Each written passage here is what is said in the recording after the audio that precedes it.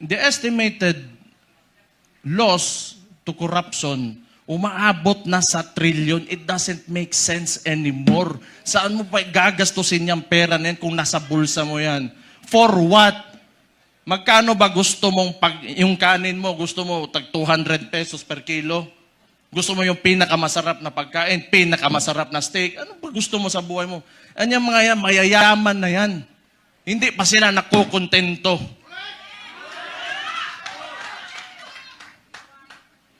Hindi na lang maawa ba?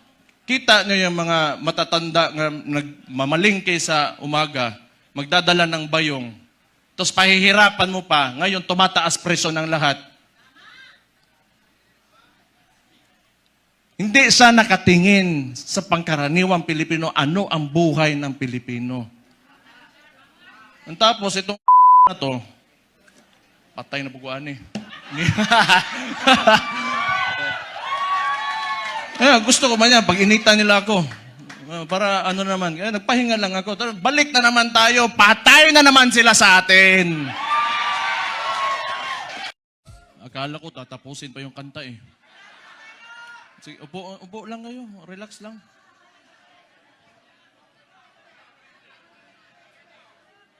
Magandang hapon sa inyong lahat.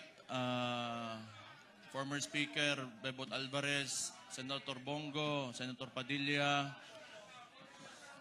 Mike Defensor, Chairman Alcusi, Congressman Leandro Leviste, Attorney Jimmy Bondoc, Attorney Vic Rodriguez, Attorney J.B. Hinlo, Attorney Topacio, Philip Salvador, Idol, and my idol, Harold Respiso. Attorney Lambino, General Esperon, good to see you, sir. And yung mga hindi ko nabanggit, sa susunod na pagkikita natin. Baka nagtataka kayo, tumahimik ako eh. Tumahimik ako pagkatapos ng midterm elections. Kasi, talo si Marcos sa Davao eh. Nagpahinga lang ako. Kailangan ko magpahinga kasi 2 taon kaming binanatan doon sa Davao. Yung ginawa ni Bangag, alam nyo na yung ayuda, yun naman yung paraan nila. That was a form of indirect vote buying prior to the campaign period. Yun talaga yun. Yung ginamit niya, so sinabi ko naman sa mga taga Davao, tanggapin nyo lang.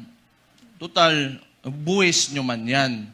Yung nagsikap dyan, para may pera yung gobyerno, pera nyo rin yung kinukuha nyo. Hindi yan galing sa kanya. Pero yung mga taga Davao matatalino na, they are intelligent voters.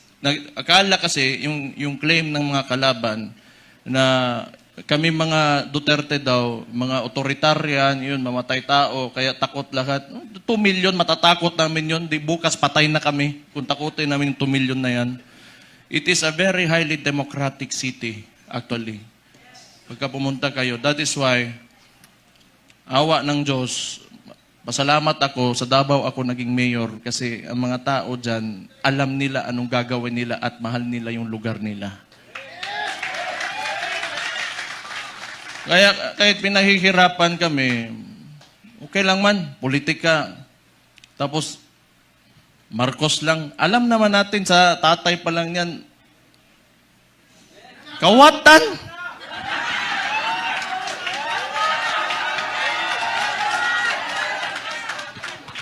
Hindi, kasi ganito yon. Nung nagsimula yung kampanya nung 2022, kasama niya yung kapatid ko, the Vice President, siyempre, inisip ko rin,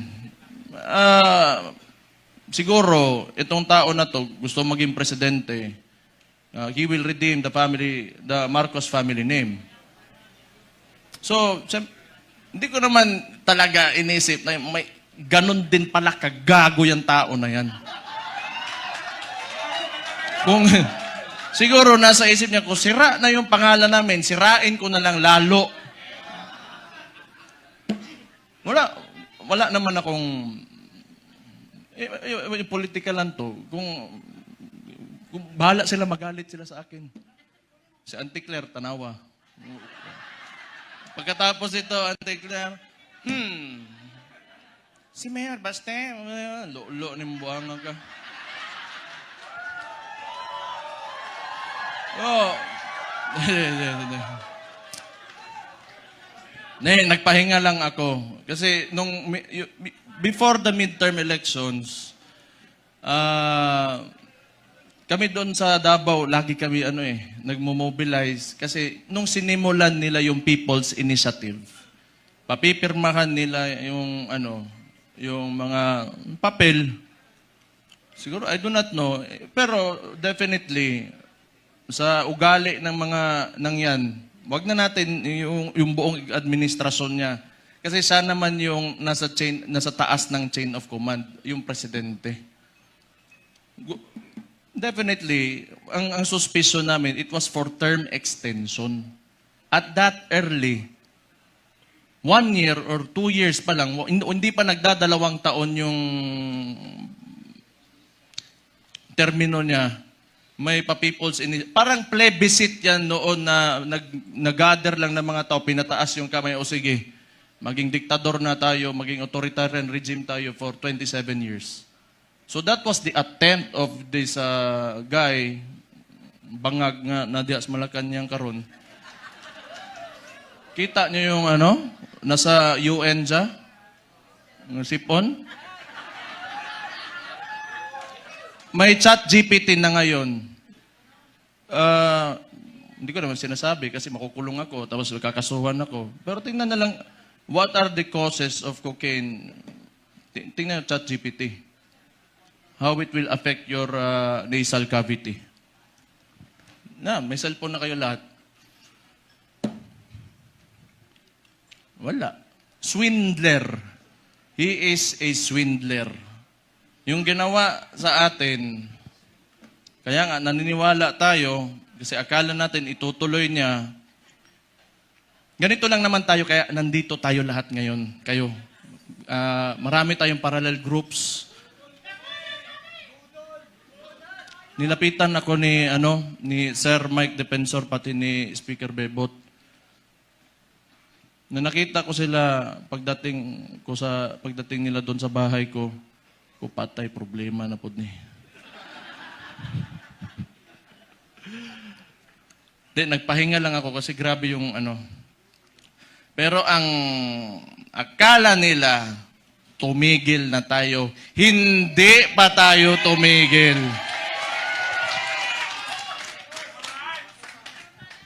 Anong gusto nila? Lalabas lahat ng ginawa nila.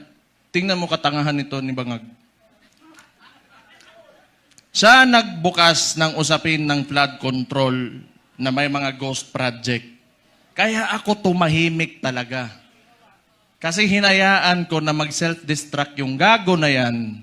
Kasi alam kong sasabog sa mukha niya yan. Because, unang-una sa lahat, pag ikaw eksekutibo, you cannot point at someone else for the mistakes of your administration.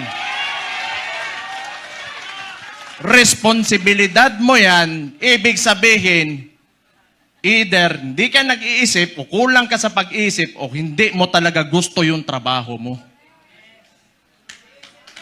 O kita mo ngayon, nag-backfire sa kanya, and they attempted to, lagi nilang ililiko doon. Pinakita naman namin lahat.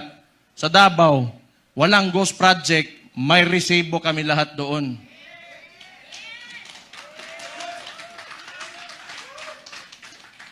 Tingnan nyo. Anong resulta ng ginawa nila? Kasi tinawag na natin yan. Yung 2024 is the most corrupt budget or the 2025, yung sinabi ni Sid Ungab nung panahon. Hindi, lahat yan kasi siya yung nakaupo eh. The most corrupt. Bakit di sila makakilos ngayon na tumaas yung presyo ng langis?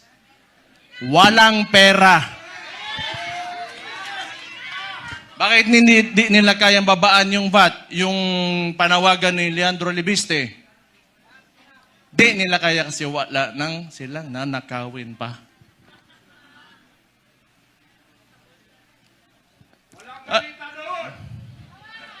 Alam nyo, Hindi naman talaga perpekto kahit saan ka pumunta sa buong mundo.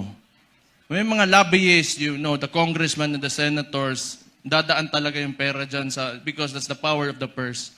Lobbying and all of that. Pero this kind, the estimated loss to corruption, umaabot na sa trillion. It doesn't make sense anymore. Saan mo pa gagastusin yung pera na yan kung nasa bulsa mo yan? For what? Magkano ba gusto mong, yung kanin mo, gusto mo tag 200 pesos per kilo? Gusto mo yung pinakamasarap na pagkain, pinakamasarap na steak? Ano ba gusto mo sa buhay mo? Anyang mga yan, mayayaman na yan. Hindi pa sila nakukontento.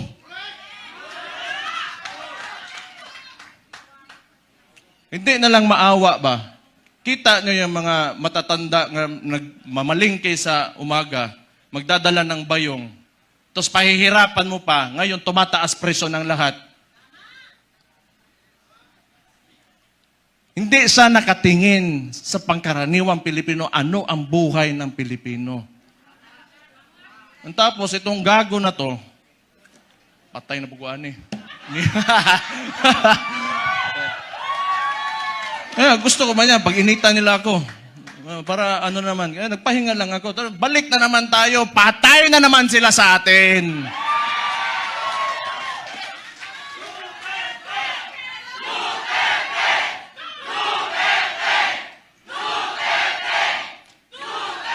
Ito pang maganda. Ito pang maganda.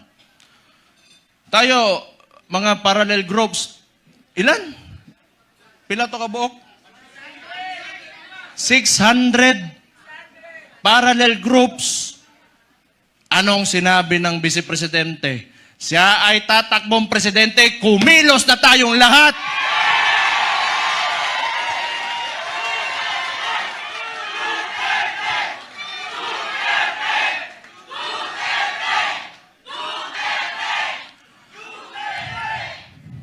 Ang gusto ng ito, ano ko lang, tingin ko lang naman ito kasi hindi ko rin naman talaga mahulaan kung ano nasa isip ng kapatid ko. Tayo, tama yung sinabi ni Rob Rances kanina. May galit tayo. Galit na, lahat tayo galit dito. Kaya nga tayo nagtipon-tipon kasi gusto natin na may pagbabago na nangyari. Kasi yung pagbabago na yon kinuha ni Bongbong Marcos. Nandun na sana tayo. Balik lang tayo kung ano yung plataforma. Ito ha. Noong 2016, si former President, si Roddy Duterte, yung tatay ko, sa survey, 7%, 15, 18. Ano plataforma niya? Dalawa lang. Very simple. But it reflected the sentiments of the people. Yung masa. Drugs and corruption. Anong binalik ni BBM ngayon? Drugs and corruption.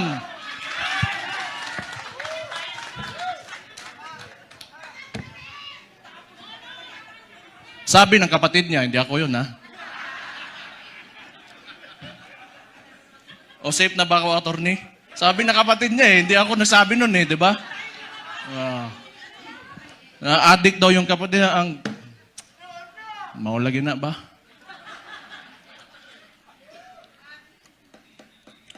Hindi, tama naman yun. Kailangan optimistic tayo. Kailangan well-organized tayo, andito tayo lahat. At mahalaga sa lahat, unified tayo. May mga differences tayo kasi lahat tayo mayayabang May mga ugali yung mga DDS Di ba? Kalimutan muna natin yun. Kung tanawa, hambugiro yung mga buang.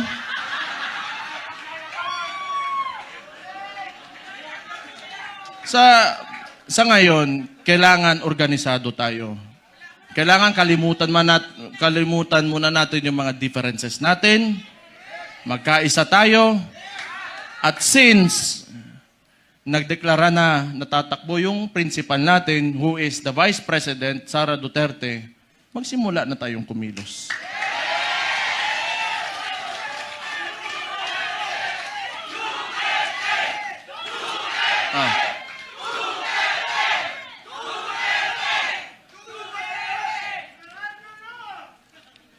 Una, hindi atin ang mainstream media. Yan ang pinakamalaking, pero wala naman di maniwala na sa kanila ngayon. Actually, if you are biased ka towards the article or the headline, you will support that headline. Yung ano lang, traditionally, sanay kasi yung Pilipino na, or yung, not really the Filipinos only, but the entire world, they look up to the mainstream media kasi yun yung historically, yun talaga yung ginagamit na source of information. But we all know na it can be manipulated. And it is, now, it is very well manipulated by... No, I do not blame them. May iba lang talaga na talagang rabid na anti-Duterte na mga tulad ng Rappler. Pero yung iba kasi talaga, wala yan. Matatakot talaga yan sa gobyerno. Kasi yung gobyerno, yung negosyo mo, lalapitan ka lang yan. Lalapitan ka lang ng BIR, ng ipapasarado ka, takutin ka. I know this because a lot of individuals in Davao, businessmen, were even afraid to come near me. Kasi pag manalaman ng administrasyon na yan, ni Bangag, ika-cut off, pahihirapan, gamitin yun. The bureaucracies of government have been weaponized by this administration. So intindihin na natin yun. Intindihin na natin yun. What we can do is, we go back to the roots. We campaign for our candidate. Wala rin naman tayo, kasi hindi rin naman tayo papansinin ng mga mainstream media because, lahat, masang Pilipino man tayo. So we do what we do best. 2016, anong ginawa nyo? Walang campaign materials na mabibigay yung tatay ko? Anong ginawa nyo? Kayo gumawa sa sako. Then this will be 2016 all over again. Let's reclaim the country and give it back to the people.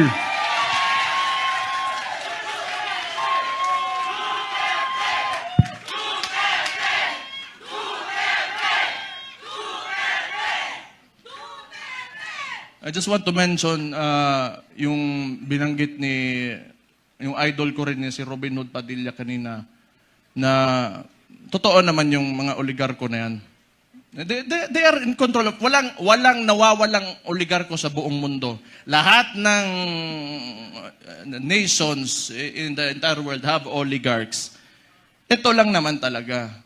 Kontrolado ba ng mga oligarko yung namumuno ng bansa? Yun ang mahirap. Ang kailangan natin, they have to be separate so that yung leader of that country can protect the people from exploitation of these oligarchs. Kaya hanggang ngayon, ayaw pa rin nila sa amin dahil binangga yan, walang iba kundi si Rudy Duterte lang.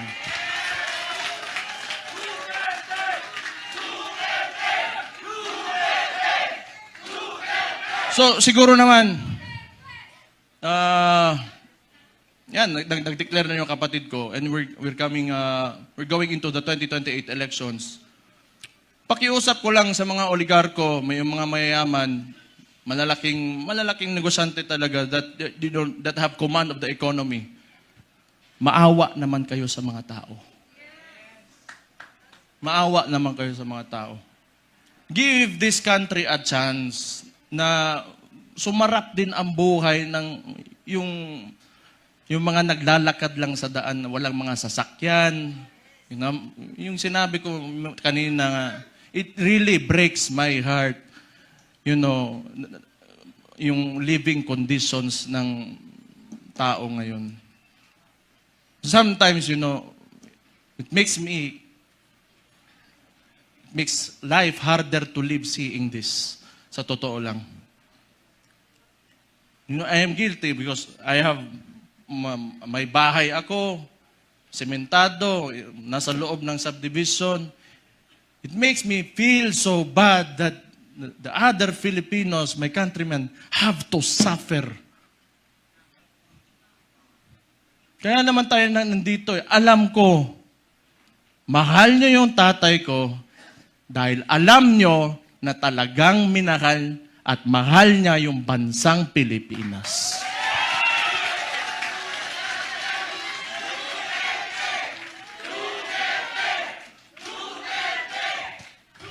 We have to, turn this around. We have to make this country turn around. Hindi pwedeng ganito. Andun na tayo. Alam ko, kahit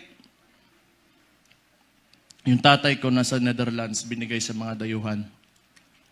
Alam ko nandito pa rin kayo kasi naniniwala kayo, pinakita ni Rodi Duterte na kaya pala natin angatin natin ang ating bansa. You know what? Kayo lahat mga Pilipino, do not settle for this. You deserve better. You deserve better. Sinasabi ko sa inyo, you deserve better. Kaya, be optimistic, maniwala kayo na we can take our country to greater heights. Sinasabi ko sa inyo, alam nyo na eh. Kaya nga nandito kayo, naniniwala kayo. Just hold on to it. And someday, awa ng Diyos, talagang may Diyos talaga. And may hustisya talaga. Makakamit natin ang Pilipinas natin na pinapanaginip natin.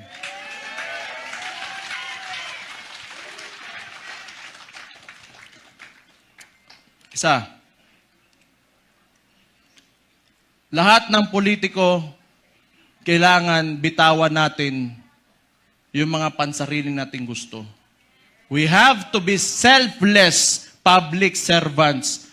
Unang-una yan sa lahat kung gusto natin talaga umangat itong bansa natin. Sabihin na natin, may nakawan nangyari, bigayan ng pera, whatever. That should be enough. Nagkaroon na kayo ng presidente that tolerated it. So what's next? Dadagdagan nyo pa? Nagpasarap na kayo ng sobra-sobra, gusto nyo pa? Kung swerte na kayo sa buhay, it's time you give back to the people. Huwag niyong pahirapan yung mga tao. Tama na yan. Okay na yan. Siguro yung mga anak nyo maka-aral sa abroad, you can eat, in a very nice restaurants. Tama na yan. That's okay. Isang ulo lang naman ang kailangan namin. Ang ulo ni Bongbong Marcos!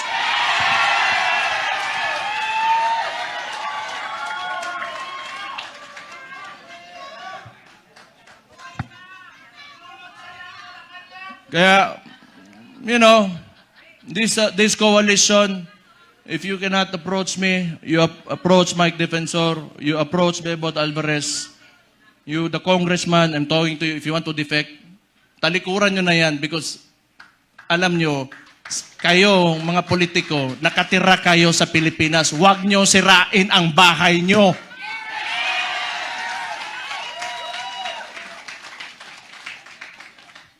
Tanawa, nasuko na po ko.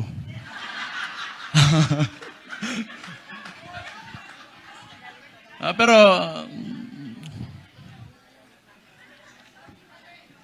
tama yun kasi si Martin, wala naman. Si Bongbong na ang sunod. Tama yun. Si Martin yung talagang mautak na marunong magmaniobra ng Congress eh. Ngayon, baka si Charis.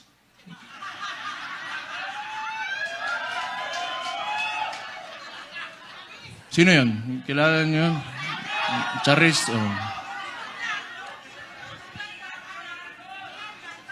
Kasi rinig ko, chismis lang to ha. Chismis, wala ko sinasabi. Puppet speaker lang yan yung speaker ngayon. Hindi ko lang alam sino yan, Charis. Basta narinig ko, Charis daw. Patay.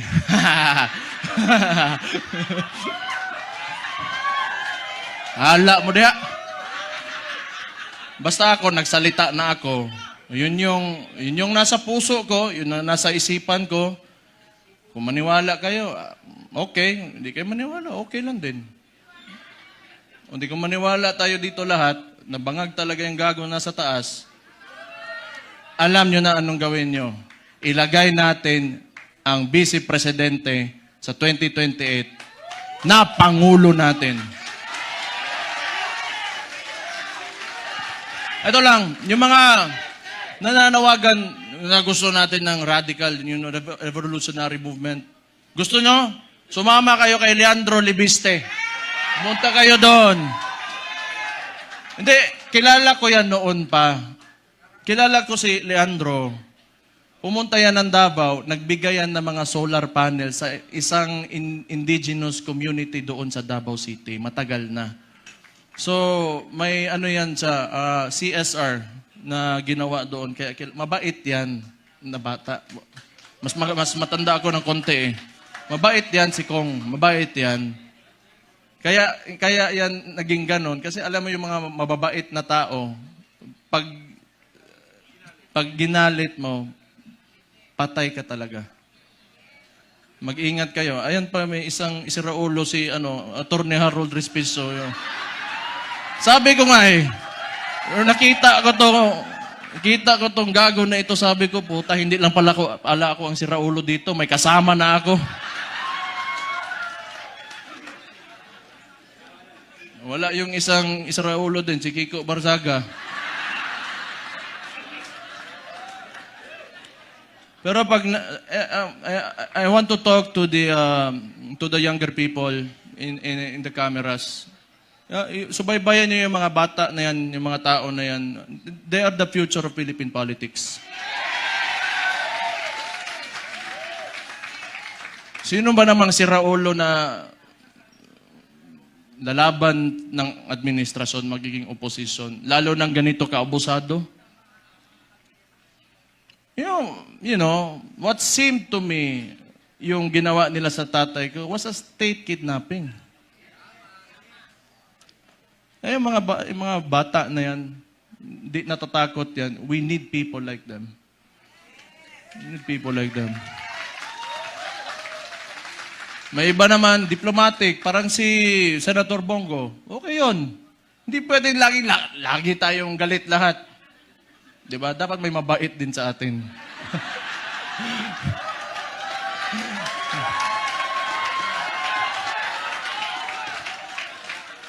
Hindi, good nature na tao si Senator Bongo. So, ano pa ba? Kumain na kayo? Ha? So sige. So yung coalition natin, ang tawag nito, United Front. So ibig sabihin nun, from the word united, nagkakaisa tayo. Okay? So, kung kaya niyong palawakin, yung mga miyembro nyo, magpalawak tayo. Tapos yung mga sinasabi ng mainstream media, i-correct natin. Kasi binabalik nila lagi yung confidential funds ni VP Sara, and yet, sasabihin ko ulit, yung estimated loss to corruption in the Philippines right now, umaabot na sa trilyon. Trilyon against the 125 million na nakihirapan nga silang patunayan. Can you see how absurd that is? So, yung messaging lang, kasi wala sa atin yung mainstream media eh. You try to talk, i-correct nyo. Huwag muna kayo magalit.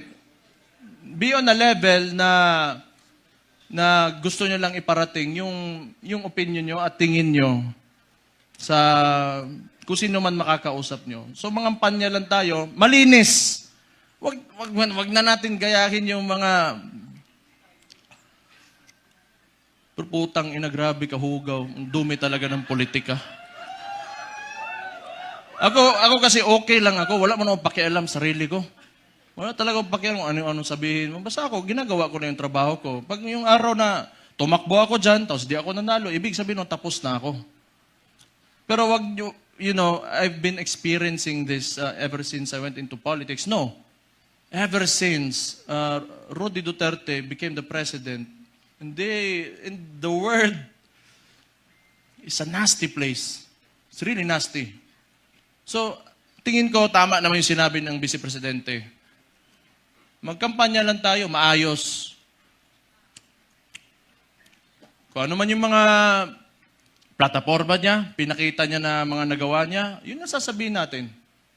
Huwag na tayong pumatol. Tama yun. Huwag na tayong pumatol. Kasi ayaw ko rin. Ako na lang. Gusto rin. Kansawanay man ng Claire. Ante-Claire. Masuko. Magagalit na naman yan eh. Alam ko eh. Sasagot na naman yan. Buwang. Buwang. O, kung value sila, value din ako. Ganun lang naman. Pero alam mo, yung observation ko lang, this is only my observation. Mahirap yung mga tao nakaupo sa, in a seat of power, tapos ganun yung ugali, na mahilig manggipit at mang-abuso ng mga maliliit na tao. Patay tayo dyan. Mahirap yan. Kaya ako rin, gusto ko yung nilalabanan ko, malaki rin naman. Para kung makukulong man ako, matatanggal ako sa pagka-mayor ngayon, o mamamatay man ako, at least worthwhile yung ginawa ko at para sa sambayan ng mga Pilipino. They only pick on people na kaya nila eh. They only pick on people na kaya nila. Pero, hindi nila kaya ang masang Pilipino. That will never happen. Hindi nila kaya yan. Bukas na ang mga isipan at mga mata ng Pilipino ngayon. Bakit isa lang nagsasabi na tama? Kayo, hindi nyo alam?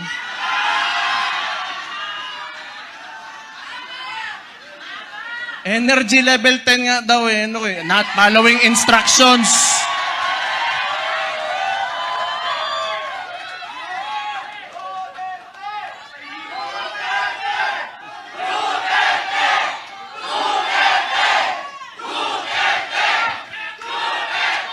Kayo, nilalagay nyo talaga ako sa alanganin ba?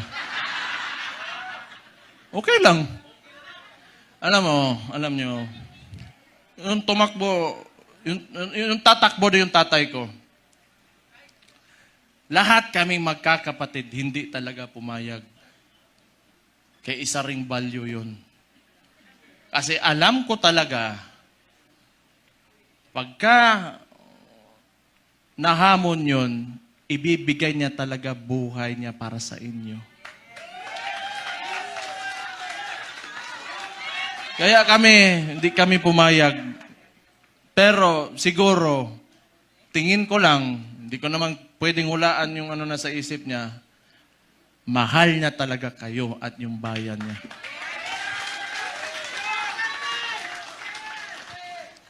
Kaya ngayon, pagka pumupunta ako ng Netherlands doon sa detention unit, kinakausap ko,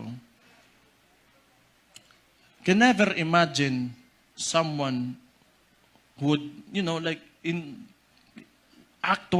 actual individual in front of me that would actually give away his freedom and his life for his country.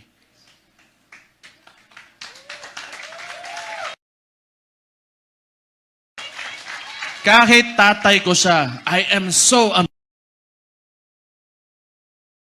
amazed. And I am very, honored that he is my father.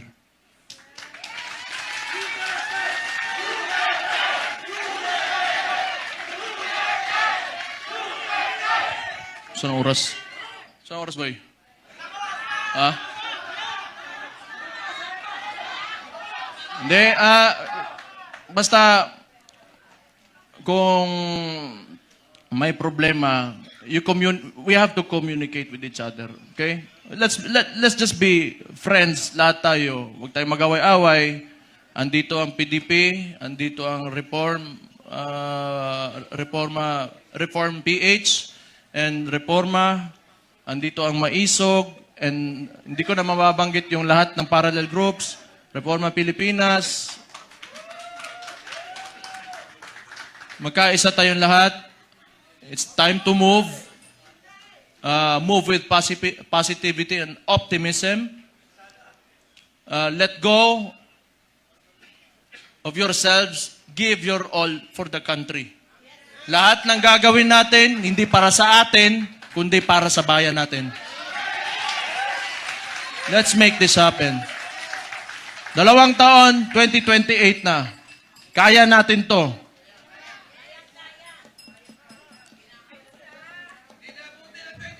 The surveys are telling. So we just have to push harder. Push harder. Huwag kayong titigil.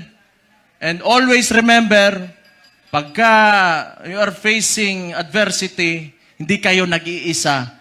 Ako si Mayor Sebastian Duterte ng Davao City, kasama nyo. Magandang hapon sa inyo lahat. Mabuhay kayo. Allahu Akbar! Mabuhay ang Pilipinas! Mabuhay si Vice President Inday Sara Duterte! Maraming salamat and God bless you all.